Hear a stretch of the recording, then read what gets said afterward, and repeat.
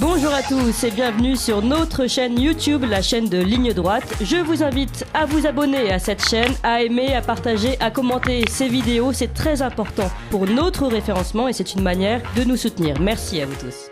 Et puis tout de suite, je suis avec Pascal Pointu. Bonjour Pascal. Bonjour Clémence. Alors Pascal, je rappelle, vous êtes vice-président national du mouvement de la ruralité, président régional du mouvement de la ruralité dans le Puy-de-Dôme. Et puis alors, à l'occasion de la journée internationale de la femme dans la ruralité qui arrivera le 15 octobre, vous souhaitez nous parler de la femme dans le monde paysan. Oui, tout à fait. Moi, je vais faire du Sandrine Rousseau, mais intelligemment. À la place de se faire huer comme elle le fut hier à Paris. Donc oui, savez-vous qu'en 1961, le Larousse a intégré le terme agricultrice?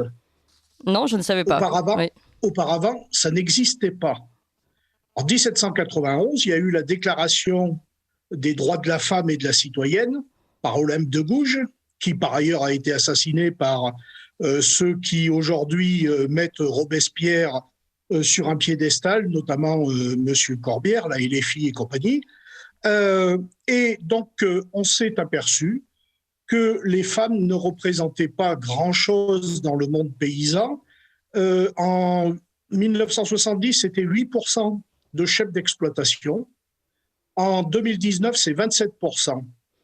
Et il faut savoir, à l'heure actuelle, que ces femmes-là ont une part prépondérante parce que en 2030, il va y avoir la moitié des paysans qui vont faire valoir leurs droits à la retraite.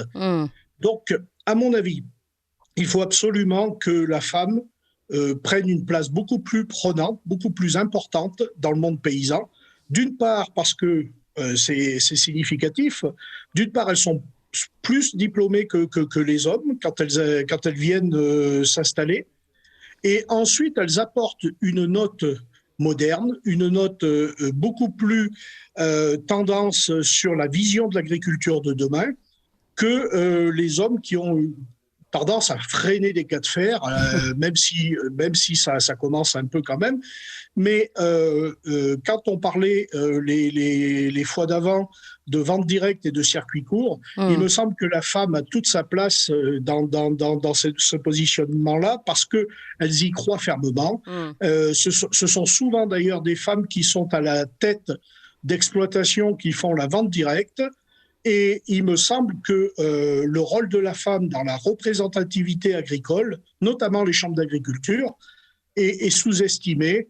On voit bien, par exemple, que pour l'élection de Madame Christiane Lambert à la tête de la FNSEA, au conseil d'administration, sur 69 membres qui l'ont élue, il n'y avait que 17% de femmes. Oui. Quand vous voyez sur les jeunes agriculteurs, l'élection des jeunes agriculteurs, sur 37 membres du conseil d'administration qui ont positionné le responsable à sa tête, il n'y a seulement que 2 femmes. Donc, au bout d'un moment, si vous voulez, les femmes ont été toujours et malheureusement mal comprises dans le rôle du monde paysan. Il a fallu légiférer à de nombreuses reprises en 99 sur la loi d'orientation agricole pour leur donner un statut. Il a fallu leur permettre, en 2010, c'est tout récent, qu'elles puissent créer des GAEC avec leurs conjoints. Oui. Sans ça, c'était interdit auparavant. Et quand on se rend compte à l'heure actuelle des difficultés du monde paysan et que les chambres d'agriculture, je le répète, jouent un rôle important pour mettre en place des nouvelles exploitations et que je lis et que j'entends parfois des réflexions sexistes quand même de certains sur la place de la femme, comme quoi la femme ne peut pas être l'égale de l'homme dans le monde paysan parce que c'est un monde difficile. Faut arrêter. La mécanisation a beaucoup aidé. Nous avons des femmes qui sont extrêmement compétentes, qui sont beaucoup plus diplômées que les hommes. Et si le virage ne se prend pas à fin 2030 avec une parité de chefs d'exploitation hommes-femmes, je crains que notre monde paysan s'écroule de lui-même.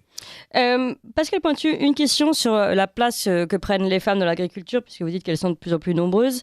Est-ce qu'elles sont souvent installées seules ou souvent accompagnées de leur mari ? Alors, il y a deux positionnements. Selon la filière choisie, vous avez par exemple des femmes qui sont installées seules, par exemple dans la viticulture, elles représentent quand même 30% des chefs d'exploitation dans la viticulture. Ah oui. Dans la filière ovin, elles sont 30% aussi. Dans la filière bovin, qui est quand même un peu plus difficile, parce que une vache, c'est pas un mouton, c'est pas une brebis, donc il faut un peu de force physique, mais néanmoins, elles sont là aux alentours de 20-25%.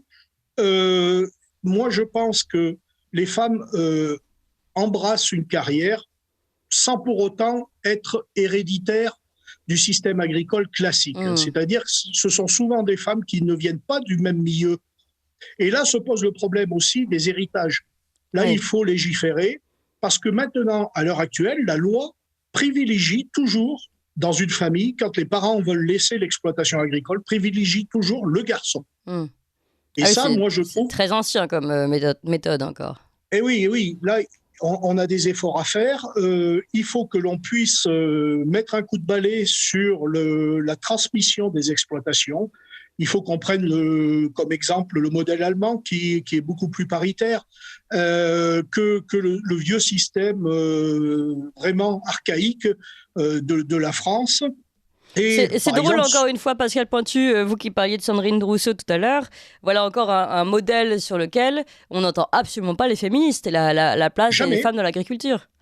Jamais. Cette transmission des exploitations qui est réservée en priorité aux hommes de la famille avant les femmes, alors qu'elles peuvent être aussi compétentes. C'est vrai que ça pose vraiment des questions.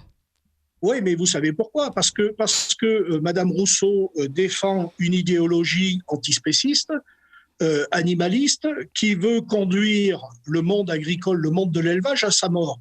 Donc, ces gens-là sont tellement sectaires, sont tellement idiots dans leur raisonnement, parce que je parle d'idiotie, et encore je pèse mes mots, je suis gentil. Quand on voit que ELV pactise avec L214, qui est une association, un groupuscule animaliste, antispéciste, et qui veut mettre fin à l'élevage, à toute forme d'élevage, jusqu'à aller sur les animaux de compagnie. Donc, on va se retrouver, si vous voulez, avec Madame Rousseau, qui est une Parisienne bobo, qui ne comprend rien à rien, qui est une idiote, ni plus ni moins une cruche. On appelle ça, chez nous, dans nos territoires, on appelle ça une cruche. C'est une cruchette. Elle parle uniquement à un carteron de petites personnes d'un milieu parisien bobo mangeant du quinoa à longueur de journée. Pendant ce temps-là, nous, dans nos territoires ruraux, il faut que l'on pense et il faut que l'on réfléchisse à l'avenir du monde paysan. Et l'avenir du monde paysan, pour nous, les mères, c'est la femme. La femme est l'avenir de l'homme, bien entendu, mais c'est aussi l'avenir du monde paysan. Et tant qu'on ne réfléchira pas sur la possibilité... Vous savez, il y a quand même, à l'heure actuelle, 2 fois moins de femmes agricultrices qui perçoivent le minimum vieillesse. Les retraites des femmes dans le monde paysan est de 31% inférieure aux hommes. Et oui. Et souvent parce que, tout simplement, leur statut de femme salariée n'était pas reconnu non plus, Pascal Pointu. Merci d'avoir porté la voix de la femme aujourd'hui, Pascal Pointu, au sein de l'agriculture, au sein de la ruralité. On vous a entendu critiquer Sandrine Rousseau. Je vous laisse évidemment la responsabilité de vos propos. En tout cas, je vous donne rendez-vous à lundi prochain, Pascal. Vous appréciez cette émission ? Alors aidez Radio Courtoisie à en produire d'autres, en indépendance totale. Rendez-vous sur soutenir.radiocourtoisie.fr. Merci d'avance.